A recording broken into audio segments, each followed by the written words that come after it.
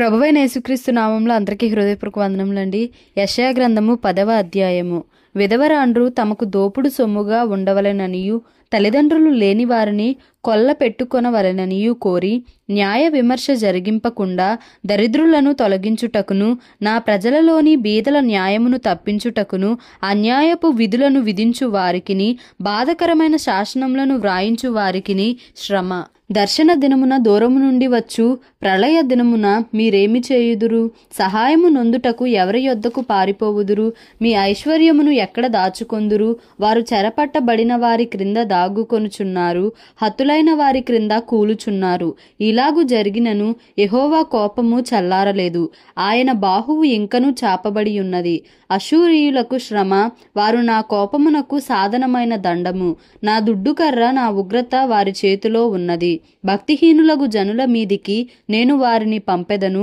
దోపుడు సొమ్ము దోచుకొనుటకును కొల్ల పెట్టుటకును వీధులను త్రొక్కించుటకును నా ఉగ్రతకు పాత్రులగు జనులను గూర్చి వారికి ఆజ్ఞాపించెదను.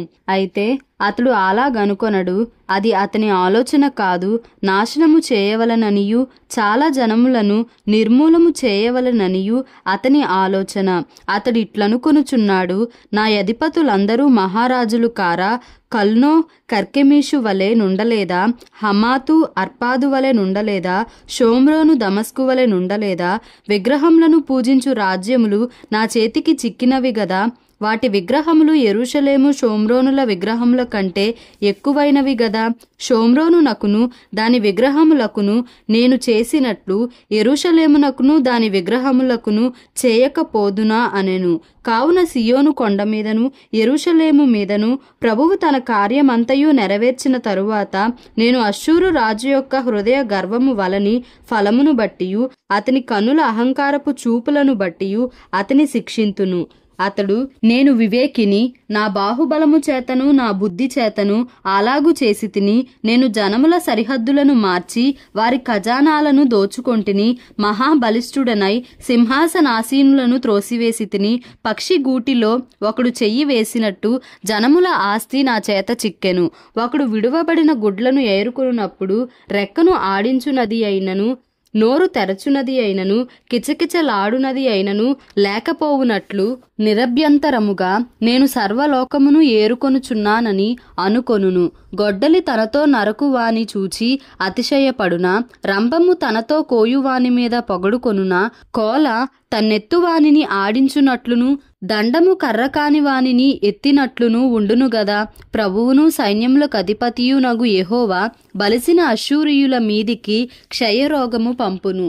వారి క్రింద అగ్నిజ్వాలలు గల కొరవి కట్టే రాజును, ఇశ్రాయేలు యొక్క వెలుగు అగ్నియును అతని పరిశుద్ధ దేవుడు జ్వాలయు నగును.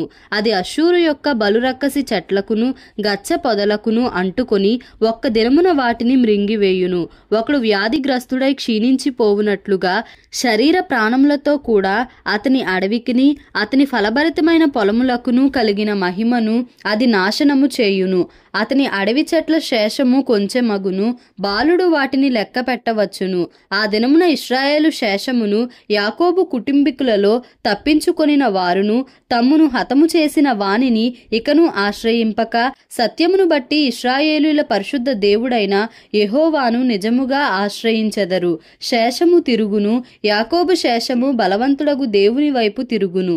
నీ జనులైన ఇశ్రాయేలు సముద్రపు ఇసుక వలె ఉండినను దానిలో శేషమే తిరుగును. సమూల నాశనము నిర్ణయింపబడెను, నీతి ప్రవాహము వలె వచ్చును. ఏలయనగా తాను నిర్ణయించిన సమూల నాశనము ప్రభువును సైన్యములకు అధిపతియునగు యెహోవా సర్వలోకమున కలుగజేయును. ప్రభువును సైన్యములకు అధిపతియునగు యెహోవా ఇలాగు సెలవిచ్చుచున్నాడు, సియోనులో నివసించుచున్న నా జనులారా, ఐగుప్తీయులు చేసినట్టు అష్షూరు కర్రతో నిన్ను కొట్టి నీ మీద తన దండము ఎత్తినను వానికి భయపడకుము. ఇకను కొద్ది కాలమైన తరువాత నా కోపము చల్లారును, వారిని నాశనము చేయుటకు నా ఉగ్రత తిరుగును. ఓరేబు బండ యొద్ద మిద్యానును హతము చేసినట్లు సైన్యములకు అధిపతియగు యెహోవా తన కొరడాలను వాని మీద ఆడించును. ఆయన దండము సముద్రము వరకు వచ్చును. ఐగుప్తీయులు దండమెత్తినట్లు ఆయన దానినెత్తును. ఆ దినమున నీ భుజము మీద నుండి అతని బరువు తీసివేయబడును, నీ మెడ మీద నుండి అతని కాడి కొట్టివేయబడును. నీవు బలిసినందున ఆ కాడి విరుగగొట్టబడును. అష్షూరీయులు ఆయాతు మీద పడుచున్నారు, మిగ్రోను మార్గముగా పోవుచున్నారు, మిక్మషులో తమ సామగ్రి ఉంచుచున్నారు.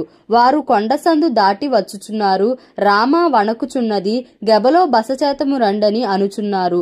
సౌలు గిబ్యా నివాసులు పారిపోవుదురు, గల్లీములారా బిగ్గరగా కేకలు వేయుడి.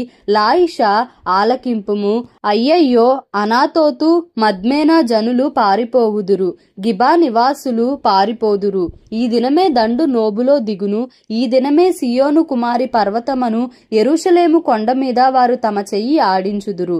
చూడుడి, ప్రభువును సైన్యములకు అధిపతియు నగు యెహోవా భీకరముగా కొమ్మలను తెగగొట్టగా మిక్కిలి ఎత్తుగల చెట్లు నరకబడును, ఉన్నతమైనవి పడిపోవును. ఆయన అడవి పొదలను ఇనుప కత్తితో కొట్టివేయును, లెబానోను బలవంతుడైన యొక్కని చేత కూలిపోవును. యెషయా గ్రంథము 11వ అధ్యాయము. యెషయి మొద్దు నుండి చిగురు పుట్టును, వాని వేరుల నుండి అంకురము ఎదిగి ఫలించును. యెహోవా ఆత్మ జ్ఞాన వివేకములకు ఆధారమగు ఆత్మ, ఆలోచన బలములకు ఆధారమగు ఆత్మ, తెలివిని యెహోవా ఎడల భయభక్తులను పుట్టించు ఆత్మ అతని మీద నిలుచును. యెహోవా భయము అతనికి ఇంపైన సువాసనగా ఉండును. కంటి చూపును బట్టి అతడు తీర్పు తీర్చడు, తాను వినిన దానిని బట్టి విమర్శ చేయడు. నీతిని బట్టి బేదలకు తీర్పు తీర్చును, భూనివాసులలో దీనులైన వారికి యథార్థముగా విమర్శ చేయును.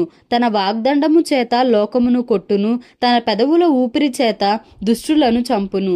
అతని నడుమునకు నీతియు అతని తుంట్లకు సత్యమును నడికట్టుగా ఉండును. తోడేలు గొర్రెపిల్ల యొద్ద వాసము చేయును, చిరుత పులి మేకపిల్ల యొద్ద పండుకొనును. దూడయు కొదమ సింహమును పెంచబడిన కోడెయు కూడుకొనగా బాలుడు వాటిని తోలును. ఆవులు ఎలుగులు కూడి మేయును, వాటి పిల్లలు ఒక్కచోటనే పండుకొనును.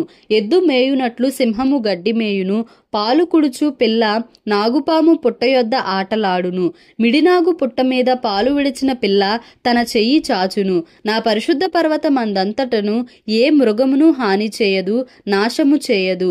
సముద్రము జలముతో నిండియున్నట్టు లోకము యెహోవాను గూర్చిన జ్ఞానముతో నిండియుండును. ఆ దినమున ప్రజలకు ధ్వజముగా నిలుచుచుండు యెషయి వేరు చిగురునొద్ద జనములు విచారణ చేయును. ఆయన విశ్రమ స్థలము ప్రభావము గలదగును. ఆ దినమున శేషించు తన ప్రజల శేషమును అష్షూరులో నుండి, ఐగుప్తులో నుండి, పత్రోసులో నుండి, కూషులో నుండి, ఏలాములో నుండి, షీనారులో నుండి, హమాతులో నుండి, సముద్ర ద్వీపములలో నుండి విడిపించి రప్పించుటకు యెహోవా రెండవ మారు తన చెయ్యి చాచును. జనములను పిలుచుటకు ఆయన యొక్క ధ్వజము నిలువబెట్టును. భ్రష్టులైపోయిన ఇశ్రాయేలీలను పోగు చేయును. భూమి యొక్క 4 దిగంతముల నుండి చెదరిపోయిన యూదా వారిని సమకూర్చును. ఎఫ్రాయిమునకున్న మత్సరము పోవును, యూదా విరోధులు నిర్మూలమగుదురు.